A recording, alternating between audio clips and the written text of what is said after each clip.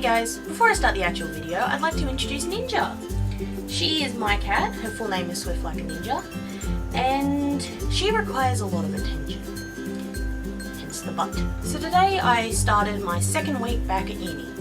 I'm studying a primary school teaching course, which is 4 years long. This means after I finish my degree, I'll be able to teach from kindergarten all the way to grade 6.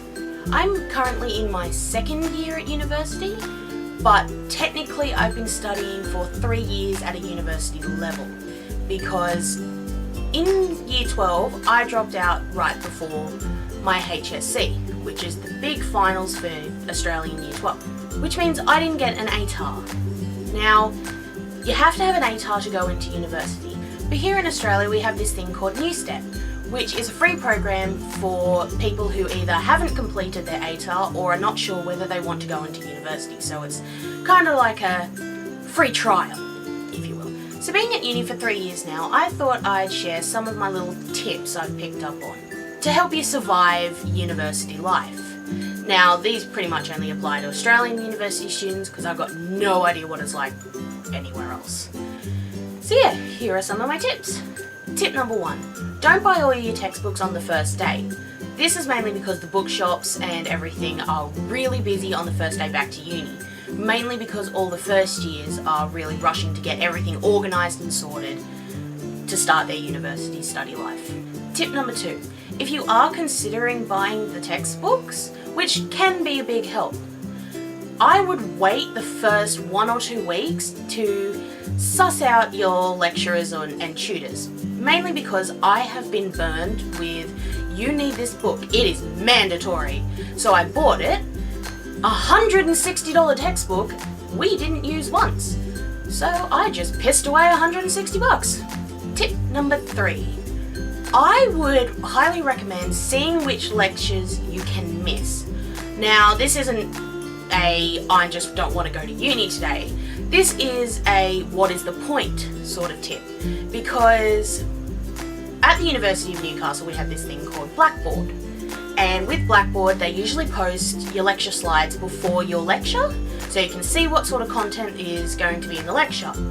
Now, some university lecturers, most of them, will add content on to these lectures. These lectures are more like just dot point notes, so they can start tangents and spiels and all that sort of thing. But there are some lecturers who will literally just read off the slides.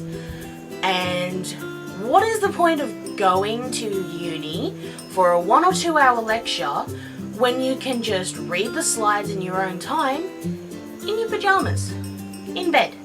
Tip number 4, pay your library fines. At the University of Newcastle, if you don't pay your library fines, then they can pretty much control your life. They can put a hold on your enrollment, so which means you can't enroll in any classes. They will obviously ban you from borrowing books until you've paid your library fine. Even if it's just a 50-cent library fine because you were 2 days late, pay it. Tip number 5, at the University of Newcastle we have this thing called pass classes, and I can't quite remember what it stands for, but it's peer assisted study essentially. So people who have gotten distinctions and high distinctions in the course the previous year teach these classes. So they will be able to help you get the best score you can while you're doing this course. And if you do get a distinction or a high distinction in the course, then you are able to teach the pass class for the next year, which they pay you for, so do it. But definitely go to these classes. And tip number 6, this is my own personal tip. I would recommend staying with your parents as long as possible, because as I'll get into in my pros and cons, it is very difficult to be a struggling uni student these days. Now that I've given you those helpful tips, I might as well share some of my personal pros and cons of university. Pro: being at university is essentially like being unemployed, yet your parents are proud of you. Con: unless you show up at about 7:30, you will not find a parking space. That is pretty much impossible, just forget it. Catch the bus, catch the train, catch a taxi. because parking is not an option after about 7:30. Pro, if you don't feel like going to uni that day, you don't lose money. And everything is pretty much online these days, so if you don't feel like going, you can just look at the lecture slides, listen to recordings if they're being recorded, and just stay at home. Con, you are prone to a wide range of mental breakdowns, from a little bit of a stress-induced headache to a full-blown existential crisis. I've experienced these and everywhere in between so far, and I'm only on year 2. Pro, even though it is like school, there's no uniform. Like in winter here, at my campus, it can get very, very cold because it's in a valley. I have seen people rock up in pajamas and onesies to lectures and stuff like that, and they're my personal heroes. Con, in a lecture theatre, you can either have a really big one or a really small one. In the small ones, it is very, very obvious for the people who don't bathe regularly. Especially in summer, because it gets hot and it ferments. Pro, everyone is in the same boat as you, essentially. Like, for example, you could have someone who's my age, 20, in the same boat as someone who's in their 40s going to uni. You're all struggling, so you might as well help each other out. Con, whatever spare time you had, gone. Just gone. Even in the holiday breaks, you think, yes, I've got 6 weeks, so I can just take a nice break. No.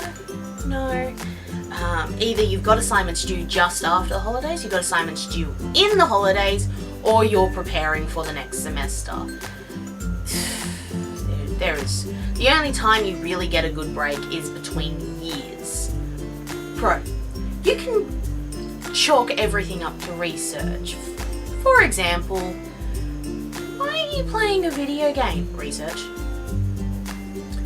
Isn't that the 3rd season in a row you're watching? Research. Con, poverty. Unless you have a job which you're getting extra money on the side, which can be a con in itself, because whatever teeny tiny bits of spare time you had, completely gone. You got no time. None. Forget it.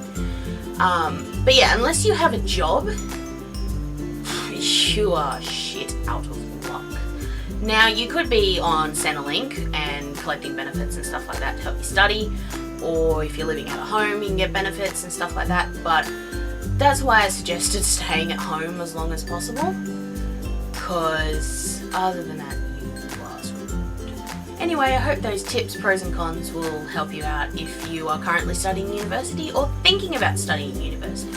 Don't forget to like and comment this video, as well as subscribe and become a butter baby today, because you can't have pancakes without butter. Anyway, love you guys. Bye.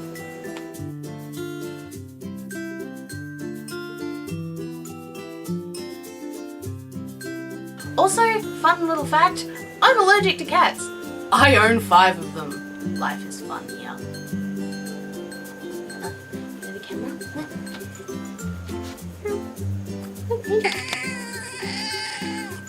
What was that noise? Look, it's you. Look, it's Kitty. There is hair everywhere. Here in Australia we have this thing. Hi, cat. Shut up.